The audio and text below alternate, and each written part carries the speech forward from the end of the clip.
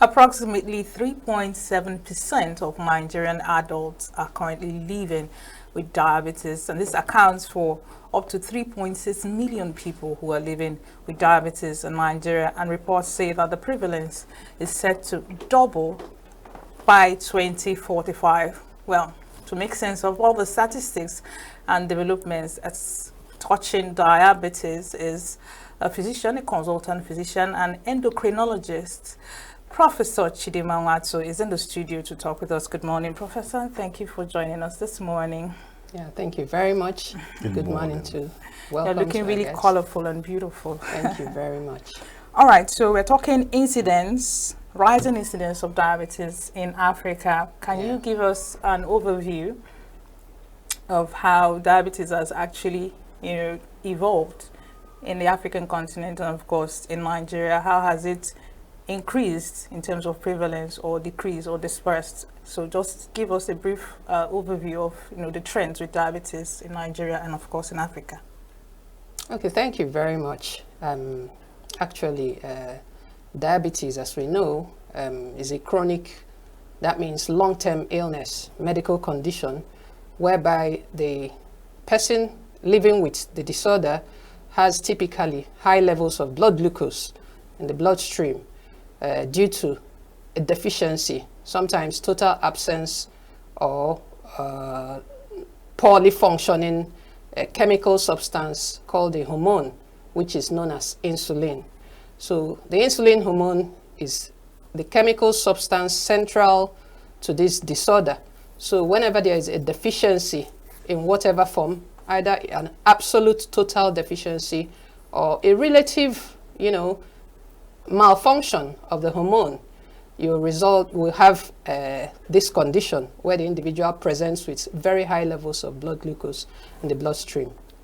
Yeah, so coming down to Africa, in recent times, the trend has shown that prevalence of diabetes all over Africa is actually on the increase. Currently, International Diabetes Federation figures, the latest figures, reveal that Sub-Saharan Africa has the steepest increase in diabetes prevalence, ongoing, growing continuously compared to the rest of the world. Okay, and then coming down to Nigeria, we have also the prevalence increasing. Currently in Nigeria, the last meta-analysis done showed a pooled prevalence of 5.77%. That's almost 6%. However, there were found marked regional differences in this prevalence, with South Nigeria having close to 10% prevalence rate. That means 1 out of every 10 persons in South of Nigeria has diabetes. And then the northwestern region was actually the region found to have the lowest prevalence with 3%. So when we say a pooled prevalence of 5.7% in Nigeria, it's important to know these regional differences because it helps paint a real picture of what we have in ground. In Southeast here, we have about a prevalence of about 5.3%. Yes, so that's the current state of diabetes. I think that's quite high, but I'm more concerned about the South having to have about 10%. What do you think could be the reason that first of all, I heard that lifestyle and genetic can fuel the rise of Nigerian diabetes crisis, but South, why is there as high, and what could be the reason? Okay, let me just say here that there are, broadly speaking, two categories of diabetes, right? The commonest type is the type we call type 2 diabetes. It's worldwide is the commonest. Usually more than 90% of all those who have diabetes will have type 2. So this is actually the one driving the prevalence in Nigeria. Now, South region, obviously we know that diabetes is a disease of lifestyle. By all means, by every indication. And, usually communities who reside for some reason, including, the cultural lifestyle prevalence in such regions would make them have that tendency because of the kind of foods they eat, the lifestyle. They sometimes the social consumption of alcohol and some recreational drugs, they help to drive these practices in these areas. So that's why it's not surprising. Typically also, when you look at some Mediterranean areas or some Pacific areas, they also tend to have this high prevalence of diabetes. So that's what we find. And in North Central Nigeria, obviously, where their diet is still basically very much, you know, localized, unprocessed as much as possible. Because what drives this diabetes prevalence is consumption of a highly processed food. Yes, All right. Carbohydrates especially. Prof, you made mention of a very important thing. You said diabetes is a disease of lifestyle and probably food choices. But there are some families that you look at and you see the father had diabetes, the first son had diabetes, and then some other kids down the line, you know, they grew up and they developed diabetes. Aside the fact that the family might have a prevalent lifestyle that is actually pointing at it, could there be a genetic undertone to predisposition of diabetes? Because there are families that you see them, they are all down with diabetes at one point or the other. Could there be a genetic undertone to their predisposition? Yes, there's actually, you know, a significant genetic predisposition. Please talk to us about it. Yes, so like I said, we have two types of diabetes. So in summary, we have type 1 diabetes. We're talking diabetes mellitus now. Diabetes mellitus. Okay, by the way, mellitus means sweet. Diabetes tells you about increased production of urine. So basically, high production of sweet urine. Because in medicine, there's actually something called diabetes insipidus, where there is high production of urine, but then insipid in English means tasteless. So that is like tasteless diabetes, but this is sweet diabetes, right? So that's the one we're talking about. Sweet is relative in this instance. Yeah, I mean sweet because you have lots of glucose in the person's urine. So if you taste it, it tastes sweet. I like the way you broke it down. Yes, so that people will understand. That is, mellitus means sweet, yes. Okay. So you're talking about type 2 diabetes. Yes, so type 1 and type 2. Type 1 is actually what we call autoimmune diabetes. Now, auto, self, immune. You know, the immune system is a defense mechanism. It's like the soldiers we have in our body, and they fight diseases, right? So for some reason, people who have type 1 diabetes, for some reason, their own immune cells, their own soldiers that should protect against foreign bodies like bacteria and other things, begin to attack their own selves. Usually, environmental factors come into play, especially some triggers like viral infections, which happen usually in childhood. So in type 1, it's usually less than 10%. In Nigeria, it could be about 5%. It's more found in children, although some adults are beginning to show up with type 1. So like I said, the immune system destroys the beta cells. Those are the cells that produce that hormone called insulin. So your body on its own attacks your own insulin producing cells and destroys it. So at some point, you have zero insulin, and so you have to now keep getting insulin injections on a daily basis. So that is for type 1. It's not the predominant type, thankfully. Type 2 is the predominant type, which is more than 90% of all the people you have, you know, and is the one more common in adults, although it's beginning to get more common in children, especially with the trend of excessive weight and obesity in children. They are beginning to come down with type 2 because it's a disease, you know, that obesity drives. So coming down to the genetics, yes, there are genetic components. Okay, now these genetic components, especially in type 2 diabetes, right? Type 1 also has some genetic components. Type 1 has genetic component, but usually there is a trigger, environmental trigger, that triggers it, usually some viral infections. So it could lie hidden and then there's a trigger and they go into overdrive and start destroying cells. Yes, and so type 2 also, genetic predisposition. Like you said, it can tend to run in families. But that you have that genetic predisposition is not like 100% sure that you're going to get it. It's usually your lifestyle that brings it, you know, out.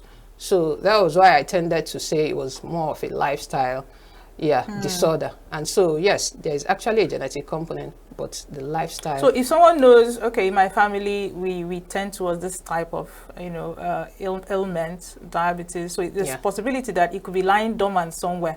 What are the lifestyle changes, or rather lifestyle guidelines that someone should follow to ensure that it doesn't trigger, diabetes? Okay, before I go to the lifestyle, I would just like to run through some of the symptoms that, tell people that they may likely have diabetes. Good. And so Okay, even before it happens. Yes, Good. even before it happens. Beautiful. So one of the commonest things, you begin to see excessive thirst. The person feels thirsty all the time. Drink lots of water.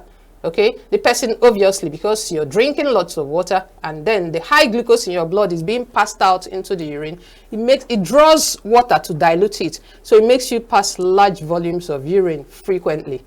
Now, before you continue, when you talk about drinking large amount of water, weather can, be part of the reasons why people take water, especially when it comes to season where it's hot. Yeah. So how do you balance that? Okay, so, we all know what, a dry weather causes. You see, dry weather will cause everybody to drink.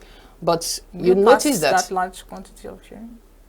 But even with dry weather, you don't now have to pass very large quantity because your body is trying to conserve the water even.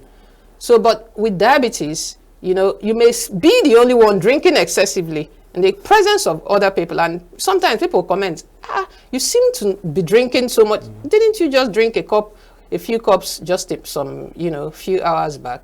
Okay, so that's one. Then, of course, because this glucose is high in the blood, glucose should not be high in the blood. Glucose, when you take it, it should get into the cells of the body to do their work. So when glucose is just dumped in the blood, it means it didn't get into the cells. So it means your cells cannot function. So you see the person, they are perpetually hungry. Although you check their blood, they have high levels of blood glucose. But it didn't go into the cells because the insulin is the key that opens the door of the cells so that glucose can go in. Glucose is the fuel. It's just like having a vehicle. If I bring my vehicle to a filling station, or I have a 50-liter jerry can, and I fill up that 50-liter jerry can with fuel, and I simply take it and keep it beside my fuel tank. I didn't pour it in. My car is still empty. So imagine that 50-liter gallon of fuel filled with fuel is the same as your blood, the blood vessels filled with glucose. But then the glucose hasn't gone into the cells where they are needed. Right? And so the cells don't have glucose. They can't function. They are tired. They are weak. So you're hungry.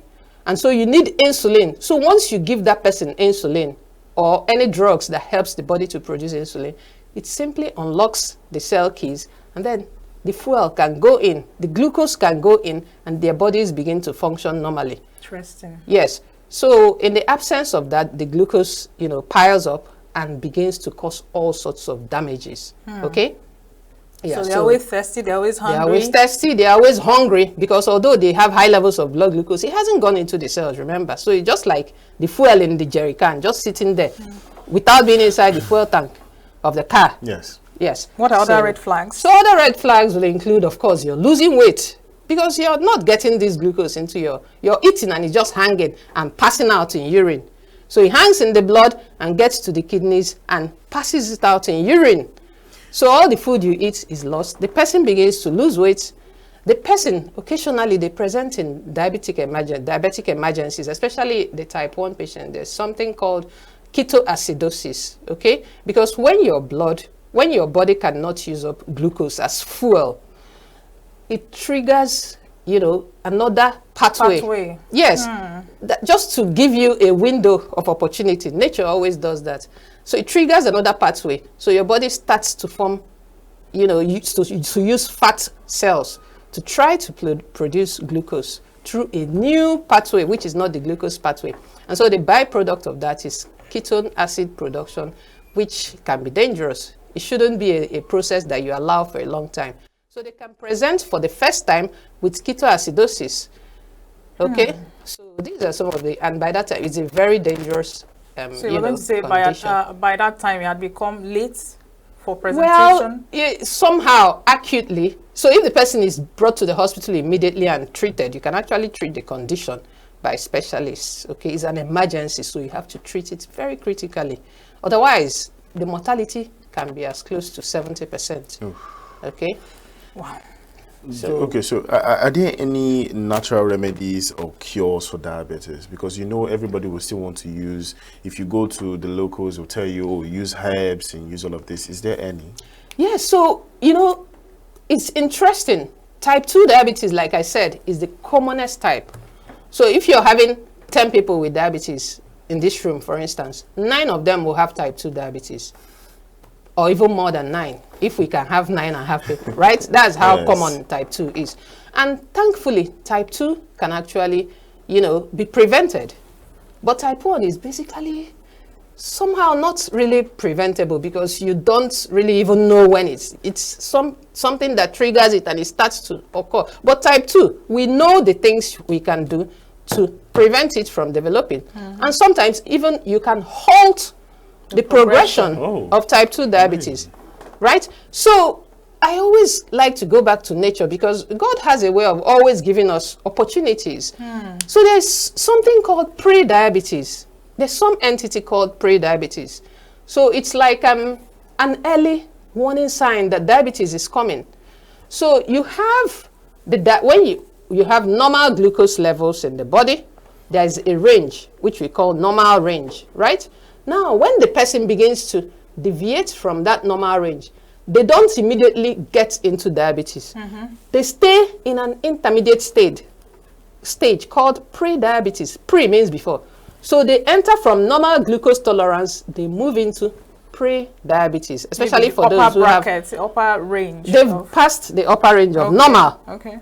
They've passed the upper range of normal, which in our common laboratory, it's 126 milligrams per dl. I mean, people may not remember these figures.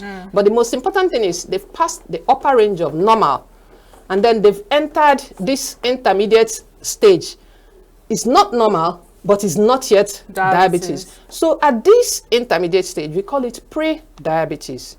And at this stage, you can actually intervene. So how send the person back to normal. How will someone know, okay, at this point, this person is basically, or the person by himself will say, it seems as though I'm in pre-diabetes stage, so that they get to present before it gets too late. Exactly. And so sadly, for a lot of people, it doesn't show up with symptoms.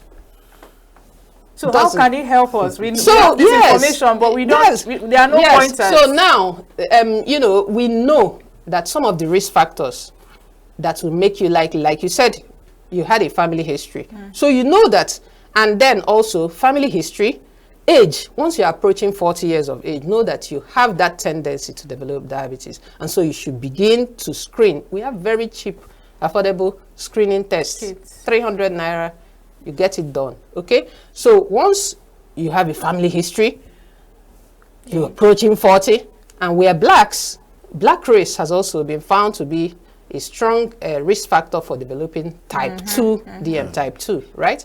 So, and then also, if you had a sister or a relative who had what we call pregnancy-related diabetes, called gestational diabetes, where they typically have big babies, that means you have to mind that and realize that you too could be, that this thing is around, you know, your family lineage, and so you should actually begin to check. So screening is actually the ideal thing. And what we advocate is when any adult comes to hospital, like what we do, once an adult comes, even when they are complaining of diabetes, it's part of the vitals. Really? Yes. Then there should be a point of care kind of service where people should be tested, because what we know is that you have to get to the lab to get tested for glucose, blood glucose. So is there, like, when you come into the clinic, of course, they'll tell you, go and meet the nurse, they take your vitals, blood pressure, heart rate, and things like that. Is there a point of care in clinics where a patient can just walk in and have their glucose level tested? Yes, we do. We do have that in a lot of government hospitals, okay? And even some private hospitals. Okay. For instance, at the UNTH where I work, you come in, there's what we call side laboratory. Side lab is right there at the clinic. And people can, once they're coming in for any medical condition, they are sent to check their, blood glucose test as well. And a related question is, there's what they call fasting blood sugar. There's one, the one they call random blood sugar. There's also one they call 2 hours PP or something. Yes. Yeah. Could you just take us through them and the most important of these 3 tests? Okay, so basically these are various tests that you can use to make a diagnosis of diabetes, right? So the fasting blood glucose, or fasting plasma glucose, is the one you do in a fasting state. That means you wouldn't have eaten any 0 calories for at least 8 hours, right? So you have a value, a cutoff value that if it's above that, which is 126 milligrams per dl, if it's above that, or 7 millimoles per liter, depending on the unit you're using. Okay. If it's above that, then you have to check again, because you don't just use one measurement to say, especially if the person is not having typical symptoms, okay? So that's for fasting. If you're using 2 hours PP, like you said, PP simply means postprandial. Prandial means food. So 2 hours blood glucose check after food. So 2 hours after eating, you do a check. And there's a level it should be, okay? The acceptable level is higher than fasting. So for 2 hours PP, when the level is greater than 200 milligrams per dl, okay? Or 11.1 millimole per liter. Okay. Then you begin to worry and you check again, except if the person is having symptoms. So it's typically good to do a second check on an independent day for you to be able to make that diagnosis. Then there's also what we call the random blood glucose test. Random means, of course, from the English word random, at any time you pick the person up, okay? So the value for random is exactly the same as the value for 2 hours postprandial. Yes, which is also 200 milligrams when it's above that, or when it's even at that level or greater, okay? Then you have what we call the HbA1c. HbA1c simply means the glycated hemoglobin. Now, hemoglobin is a component of blood, so basically in the blood, glucose tends to attach to some red cells, okay? So the percentage or the proportion of red cells that you have glucose attached to. So it's more like an indirect Exactly. measurement. It's an indirect, Whoa. or if you like, a surrogate measure, okay? So you do that. It also has its own values. So to make a diagnosis of DM using that HbA1c, you have the value should be up to or above 6.5%. Okay, the unit is different for the other ones. Yes. I must confess that I would like to spend the 4 hours on that, you just listening to your lectures while I take notes. Honestly, it's interesting.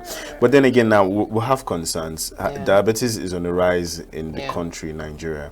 And then we have, on the Sunday Times this morning, we said, we're waiting for death coming from 6 million diabetic patients, laments high cost of treatment. Why is the cost of treatment going high? And again, why is diabetes rising in the country? Yeah, diabetes is rising really as a result of, urbanization, one. Now, urbanization, I mean, is the migration from rural areas to, urban centers. And, uncontrolled urbanization actually gives rise to slum settlements. Slum, okay, so you have people living in shanties. Now, such settlements, of course, even the location and all that, they don't give rise to, the ideal environment for people to thrive. So such people, because of that high urbanization, lifestyle changes. People wake up very early in the morning, dash out to catch the bus or whatever jobs they are doing. They don't have time to walk, or to take walks, do exercises. Sedentary lifestyle. Sedentary lifestyle. Then secondly, the food they eat, fast food everywhere. Okay, pastries and all those junk food, easy to prepare foods. Like I said, noodles. Instant noodles. Even quick oats. They tell us oats. I took oats. There are instant oats as well.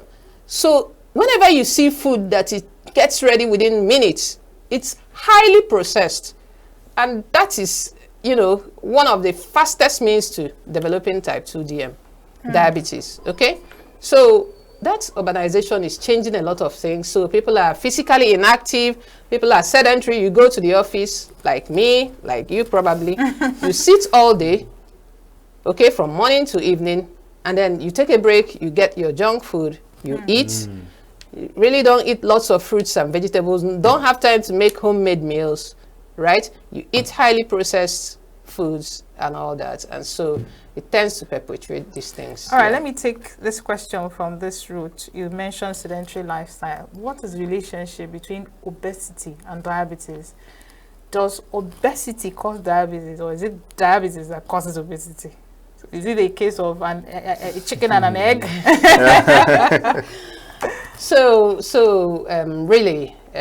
Really, the data, published literature is quite clear that obesity begets type 2 diabetes, okay?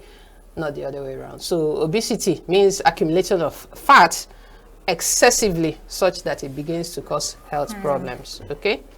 Fat is good in the right proportion, but then when we have it being excessive, then there's a problem. And even the worst type of obesity is the type that you have fat being distributed around the abdominal areas, the trunk, as against, you know, sometimes you see females who have very wide hips, they develop, they deposit a lot of fat around their hips, and they have tiny waists. I mean, those are naturally good.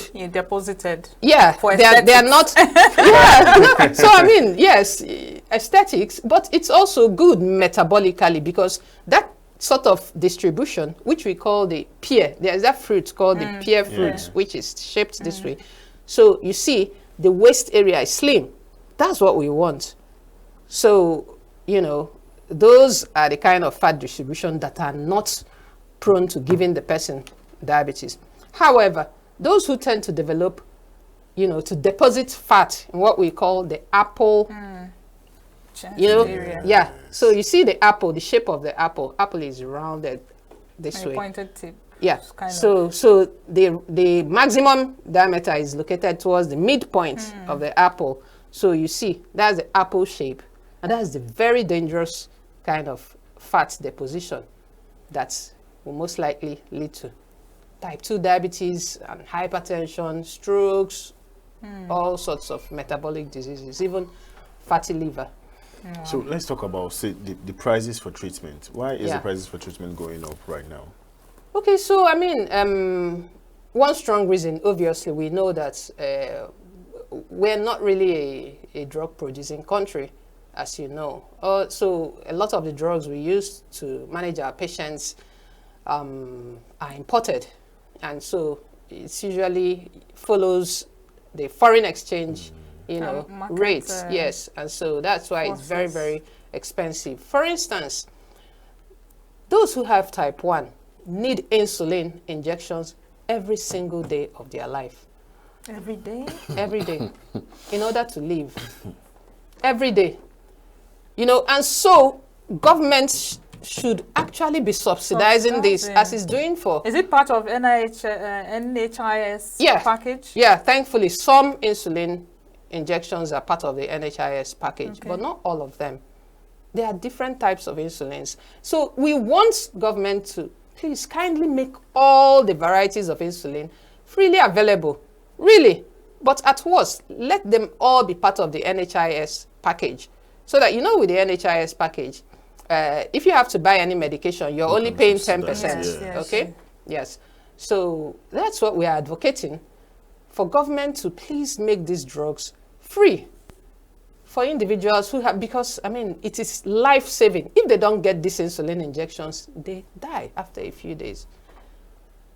Is that bad? The prognosis is really bad. For those who have type 1 diabetes, because I told you at some point all their beta cells that produce and destroys all their insulin producing cells, so they have zero insulin after a short while, and so they have to keep. And remember, this type 1 occurs in children more than 80% of those who have type 1 are children. So that means they are going to live for the rest of their lives on insulin. Okay. So type 2, thankfully, a lot of them will do well on oral medications that you take, But still, some of these medications are very, very expensive, like I said, because we don't produce a lot of them. But thankfully, we have some local, producers, like Juhel manufactures some good drug, which is quite affordable. And I think government should support them a lot so that we'll have some local manufacturers who can produce these life-saving drugs. So there's this, I don't know if it's a myth or an old wives' tale, but bitter cola, bitter leaf, since it's an ogu sugar, oya sugar, rather. Yeah. In local parlance, there's a disease of sugar. Yeah. That taking herbs that are bitter can actually neutralize, the sugar in the blood. Please tell us about that. Okay, so bitter leaf and some other of these leaves, they actually contain alkaloids and some other compounds that really have some glucose lowering effect. Okay. Okay, they do. Yes, they do. But then their impact may not be as much as what we need for a patient who has diabetes, right? So in other words, staying on them alone may not be, most likely won't be sufficient. Given the financial challenge we have, yeah, people are going to who may not be able to afford the drugs. Yeah. Would you advise, okay, maybe we should go for roots and herbs? No. See, the problem also, yes, these things have those effects to some extent, but they also contain so many other chemicals. These things need to be refined and concentrated to give you the effect that you want, okay? Because if you're taking them, you're also taking a host of other things into your body. Ingredients. Sometimes they are damaging your kidneys, damaging your liver, and so at the end of the day, you've cancelled out any tiny benefits which they may have offered.